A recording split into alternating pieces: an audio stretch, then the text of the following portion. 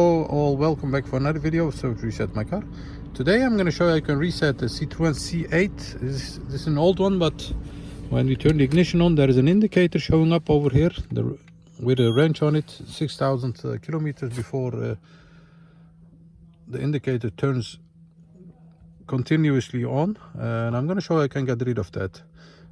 We did an oil change and changed some filters, and after doing that I want to reset the service indicator.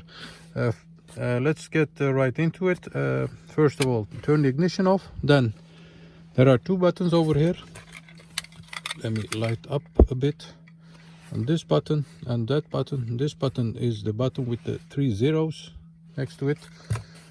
Zoom in a bit like this. We're going to use that button. The ignition is turned off.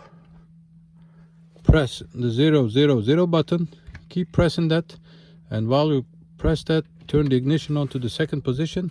And as you can see, there is a timer counting back from 10 to 0, and when it reaches 0, the service indicator has been reset like this. And as you can see, the wrench over here is also gone. Do the check, ignition off, ignition back on, and as you can see, the next service is due to 30,000 kilometers. That was it for this video. Thanks for watching, and hope to see you next time with another video. Stay safe, take care, bye bye.